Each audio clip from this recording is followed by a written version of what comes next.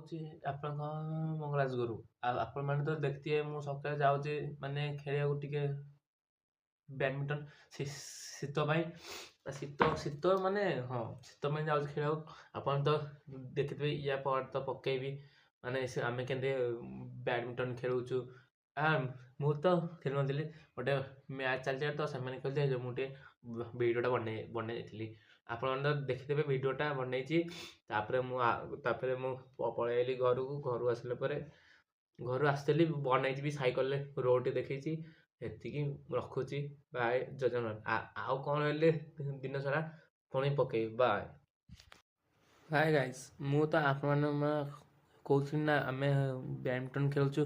ଏଇ 4ଟା ପିଲା ଅଛନ୍ତି, ତାଙ୍କର ଚାଲିଛି ମ୍ୟାଚ୍ କେତେ 5 ପଏଣ୍ଟ କି 10 ପଏଣ୍ଟର ମ୍ୟାଚ୍ ଚାଲିଛି। ହେଇ ଯୋଗୁଁ ତାପରେ ଆମେ ଖେଳୁନି। ସେମାନେ କହିଲେ ତମେମାନେ ଖେଳୁଥା, ତାପରେ ଆମେ ଖେଳିବୁ।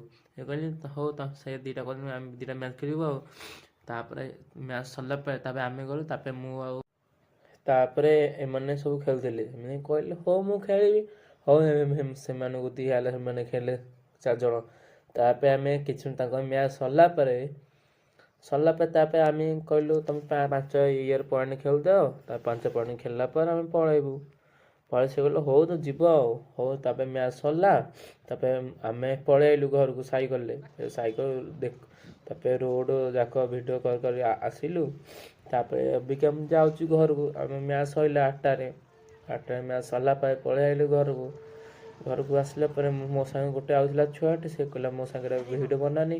ସେଇ ଯେଉଁ ମୁଁ ଆଉ ଭିଡ଼ିଓ ବି ବନେଇଲିନି, ସେ ମନା କଲା ଭିଡ଼ିଓ ବନାନି। ଆମେ ଟିକେ ଧୀରେ ଧୀରେ କହିକି ପଳେଇ ଆଇଲୁ ଘରୁ।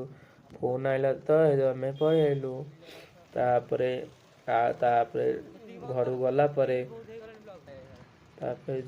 ମୁଁ ଗଲି ଦୋକାନକୁ ଗଲା ପରେ ସେ ସାଙ୍ଗ କହିଲା ଏତିକି ଥାଉ। ସେ କହିଲା ଏତିକି ବ୍ଲଗ୍ ବନେଇବୁ ଘରେ।